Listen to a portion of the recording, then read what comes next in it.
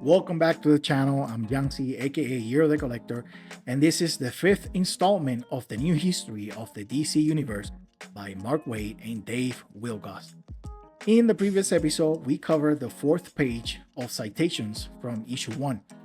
We went over some pirate history like that of Ferro, the Carib pirate, the War of Shadows between the Shade and Simon Culp, easily one of the most underrated rivalries in DC Comics.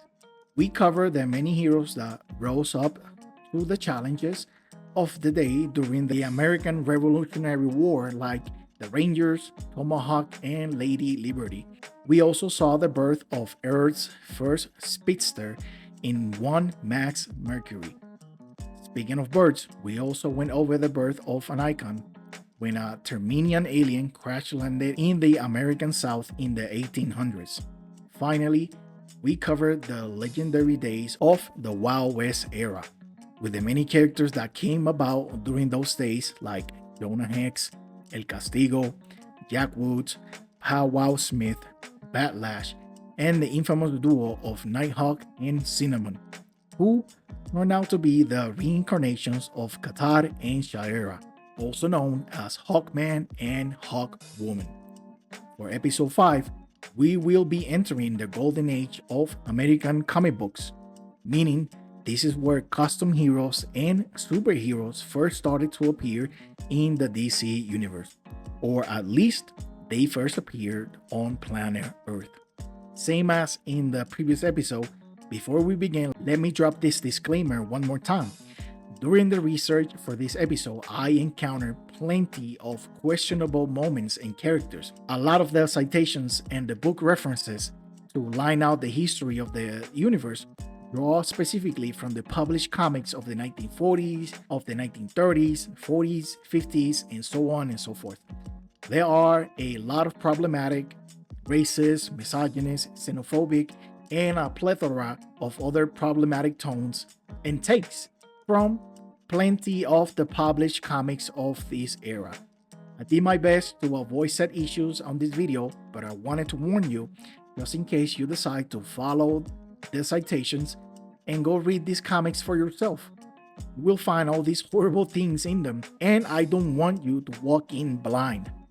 This is an unfortunate part of the publishing history of DC Comics and our country's history as a whole, especially those problematic tropes and stereotypes that still linger to this day in the big 2026. With that being said, you will recognize some characters, moments, or stories mentioned here that may be retconned to fit into the timeline or even the universe's history according to the way Mark Waid and Dave Wilgoss see it.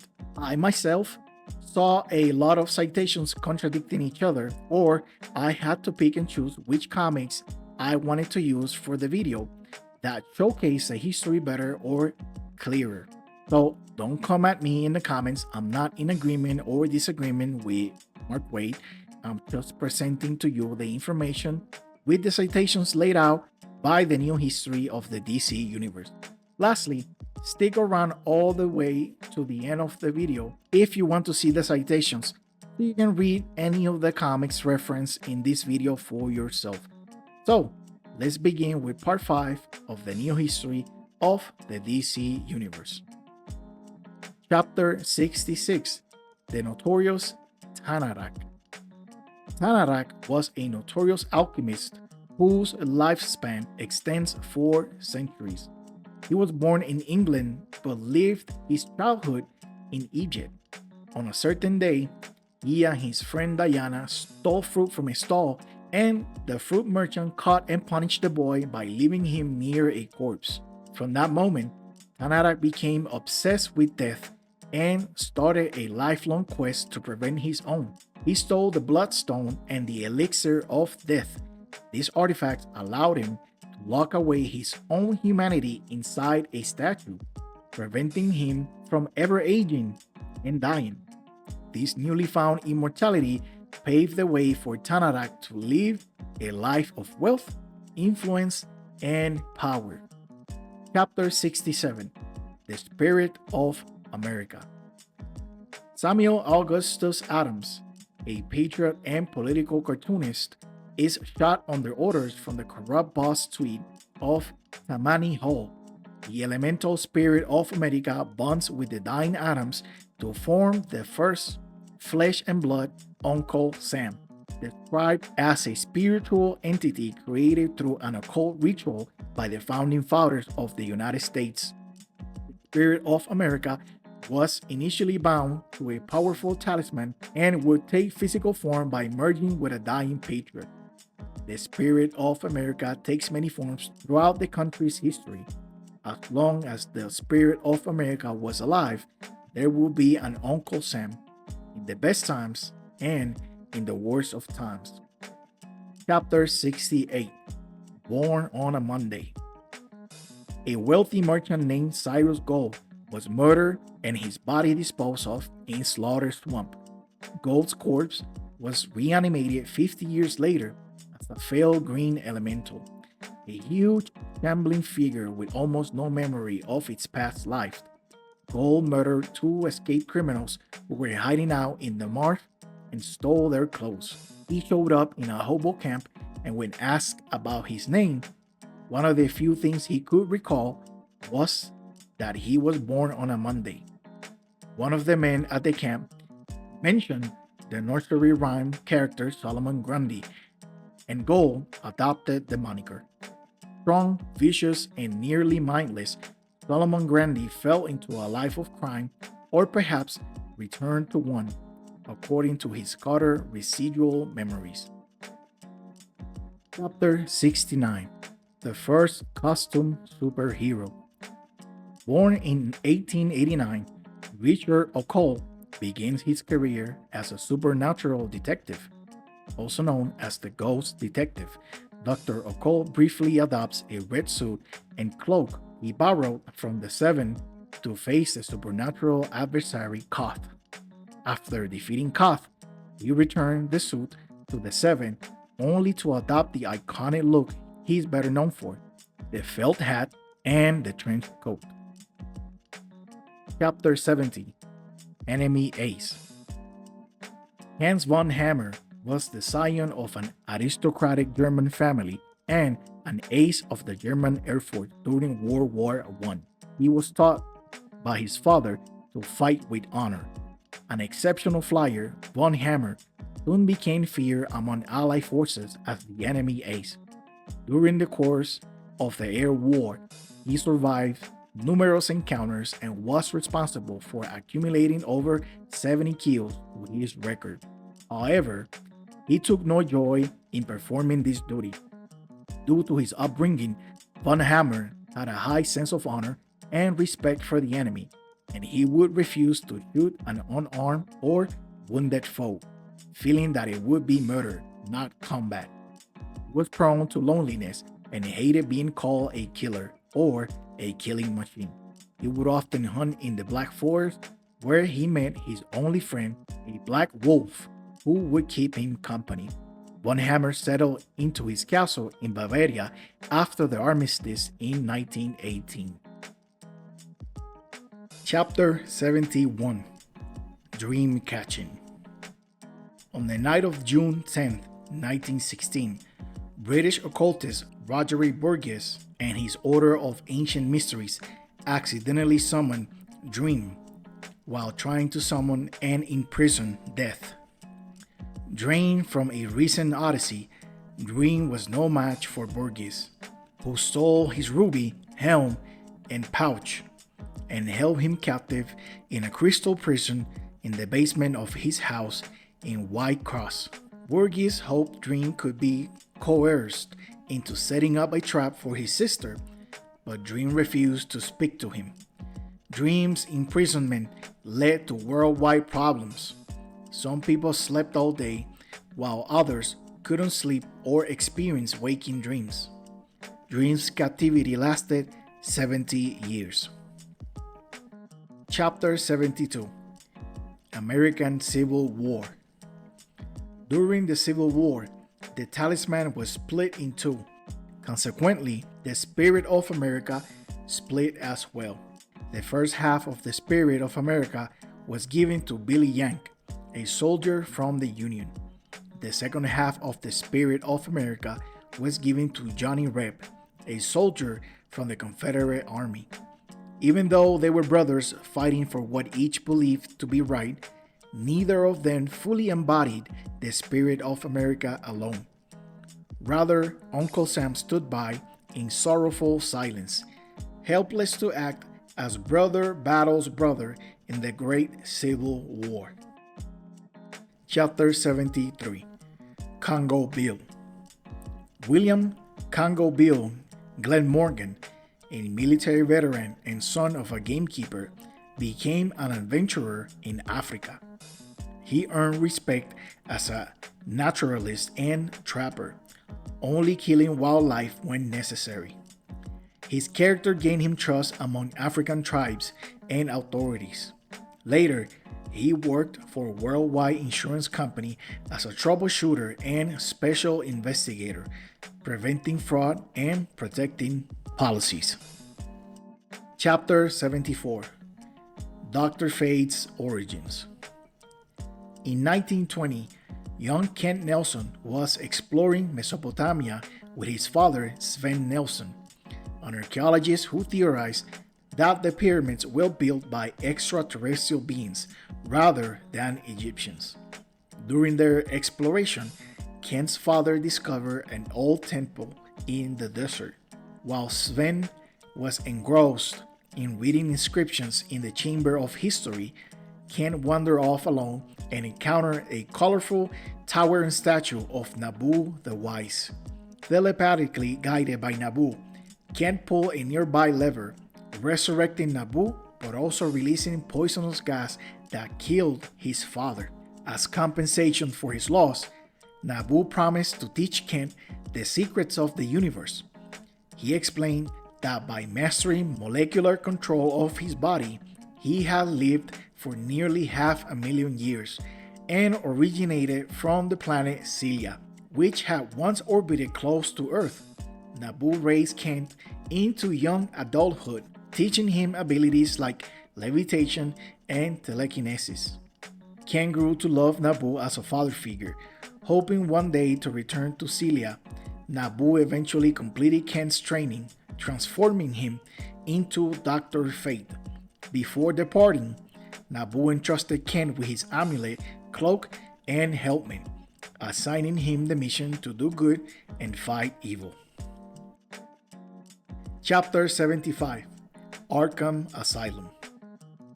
In the 1920s, Amadeus Arkham witnessed his mother descend into madness, and as an adult, he became the architect and first administrator of Arkham Asylum, a mental institution dedicated to helping the criminally insane and prevent them from being taken into the regular penal system. Arkham renovated the family manor into the asylum following his subsequent inheritance of the property after his mother committed suicide. The Elizabeth Arkham Asylum for the criminally insane, simply known as Arkham Asylum, was founded in Somerset on the outskirts of Gotham City, and is where those considered to be legally insane are incarcerated. Although it will have numerous administrators, the asylum will not have a good track record, at least with regard to the high-profile cases. Most of the staff and guards are corrupt, and escapees are frequent, and those who are cured or rehabilitated get released only to reoffend and eventually return to the asylum. Chapter 76. Cyril Speed Saunders. Cyril Speed Saunders was once part of the FBI's River Patrol Division, but later became a private investigator. One morning, Speed Saunders was called to investigate a grim mystery when the bodies of Chinese men were found floating in the bay. During his investigation at the docks, Speed becomes suspicious of a cargo ship named the Maria, which never seems to unload at port.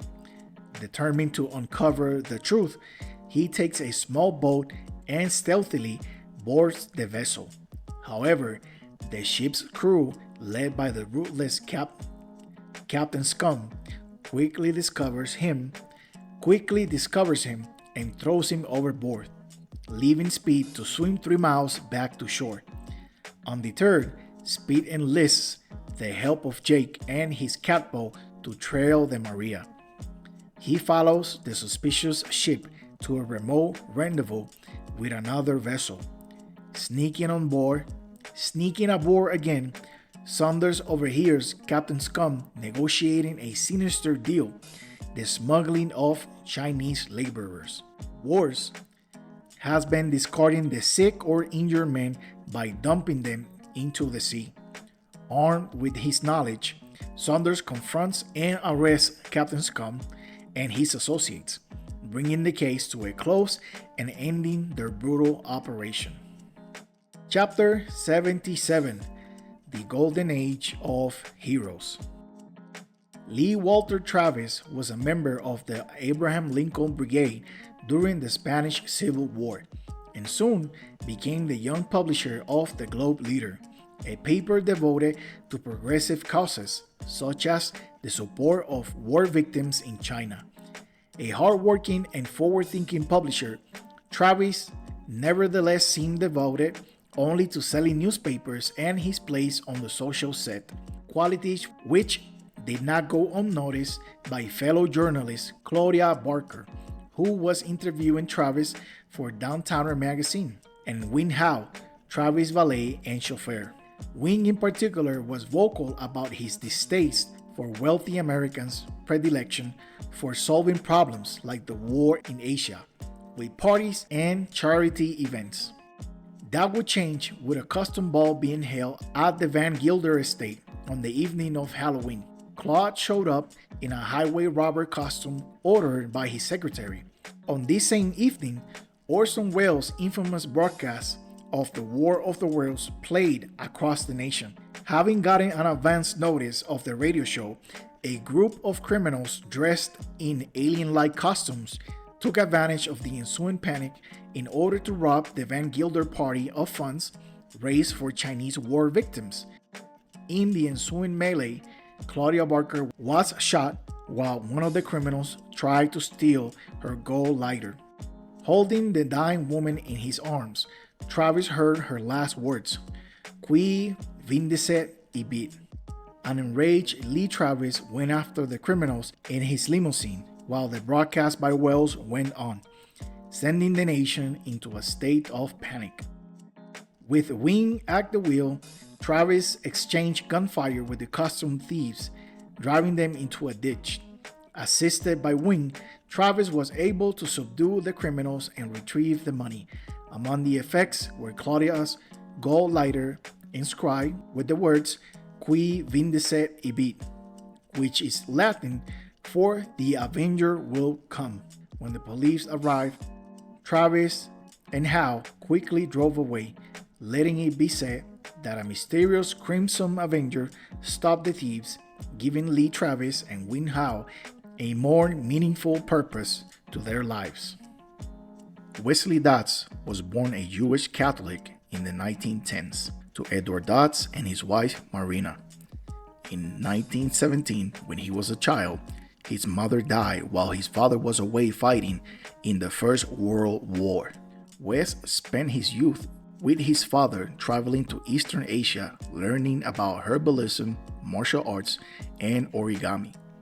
After college, he wished to become a writer, but when his father died, Wesley inherited a vast estate, and to manage and maintain it, he became an investor and businessman. It worked out well. Wesley Dodds lived in a mansion on Park Drive. Sometime before 1938, because of the imprisonment of Dream of the Endless on Earth, he was prevented from performing his duties. The universe, in an attempt to right itself, gifted many with portions of Dream's power, including Wesley Dodds, who became plagued by extremely vivid dreams of murder and criminal activities that would not allow him to rest. Dodds built a laboratory in his townhouse basement, accessed only behind a bookcase door. There, he revised his Eurasian teachings of martial arts and, most importantly, herbalism by developing a formula for sedative and hypnotic gases. He then bought several kinds of gas masks and created the identity of the Sandman for himself and pursued the criminals that haunted his dreams. At the opening night of New York's World's Fair in 1939, a masked figure attacks the mayor. After announcing that the event is haunted by the phantom of the fair, the figure fights off the police and leaves. 6 weeks later, Wesley Dodds and his old college friend Lee Travis meet up and discuss whether stories about the Phantom and the Crimson Avenger should overshadow news about Japan's war on China and Germany's non-aggression treaties with Estonia and Latvia in Travis's paper. During a mission, the Crimson Avenger and the Sandman inadvertently fight each other until they realize they are on the same side. Together, they manage to stop a robot and force the Phantom to flee. Afterwards, Travis gives Dodds a gun design, which the Sandman eventually perfects as his own gun. At a very young age, Giovanni Zatara was introduced to magic by his grandfather, but it wouldn't be until his 19th birthday that Zatara would learn the extent of his powers.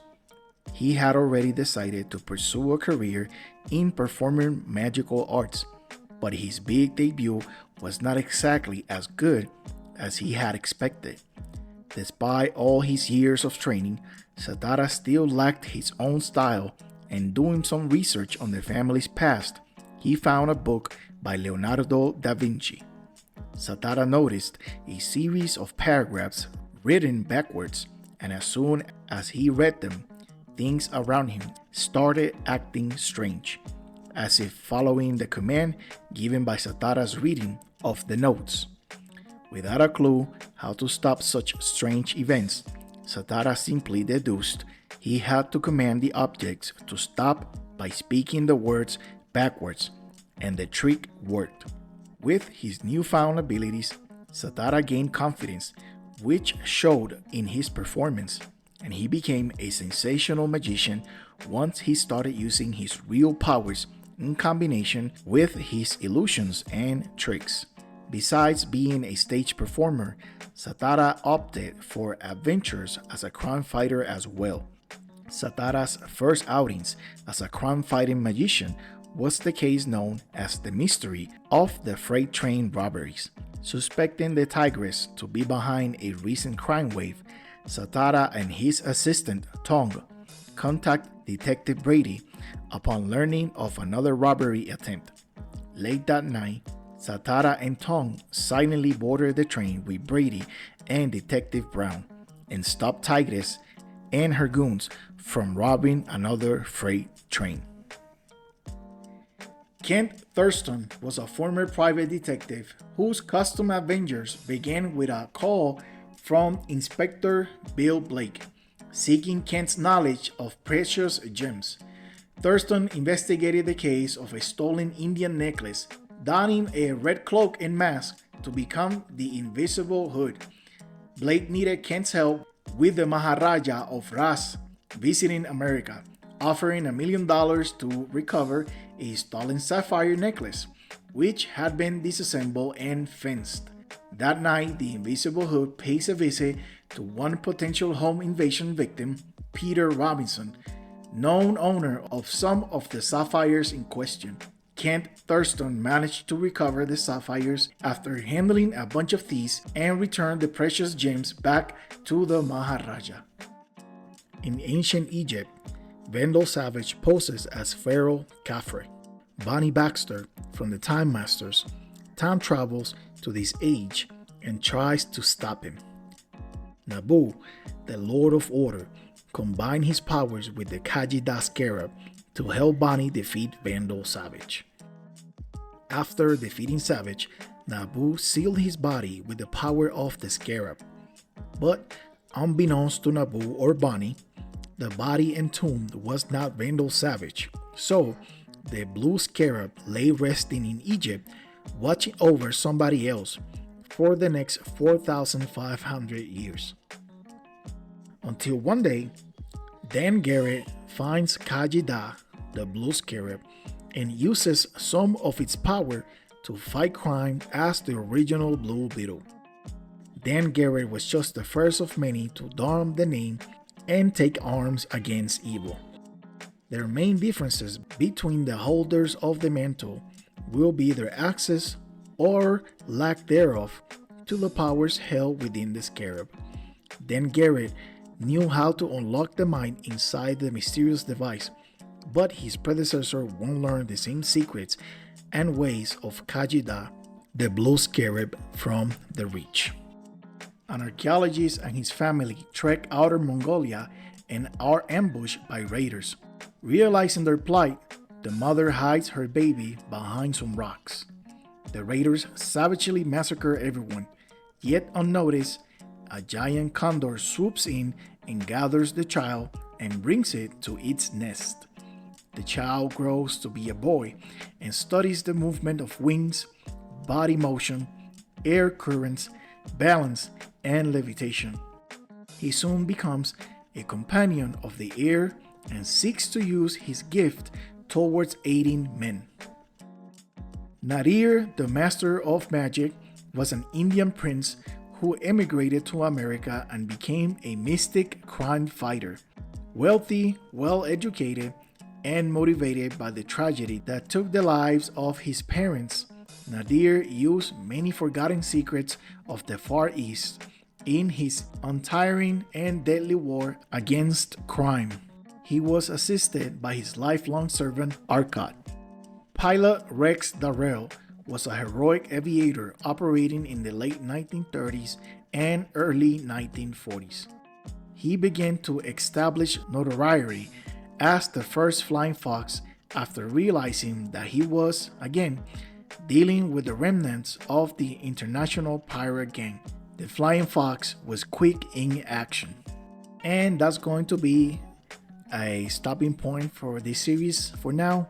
We cover a lot of ground here. We caught up to the golden age of superheroes in the history of the DC universe, particularly Earth superheroes, when we started to see people accomplish incredible feats of strength and power from people with certain skills, natural or supernatural abilities, all the way from the birth of the spirit of America that eventually became the superhero called Uncle Sam, to characters like Enemy Ace or the Flying Fox, people like Congo Bill, the entrapment of Dream of the Endless, the origins of Ken Nelson as Dr. Fate, the first outing of Dr. Occult, and some of the first costume superheroes to ever grace the earth, like Wesley Dodd's the Sandman, the Crimson Avenger, or Dan Garrett as the Blue Beetle. We officially entered the golden age era of the superheroes. Like I said, we have only covered the mere surface of the incredible roster that gave us a lot of these characters from yesteryear, like the Freedom Fighters, the Creature Commandos even, or eventually one of the most influential groups in superhero comics, the Justice Society of America, which we all know and love. Now, with all that being said, this series will be taking a pause for the time being. I'm in the process of retiring from the military after 12 years of service. I'm also moving states. Big changes are happening in our lives here. I'm not sure when or if I will have the time to come back to this series and finish it. But for the time being, I want to thank you for watching. You have a blessed day, and remember to read more comics.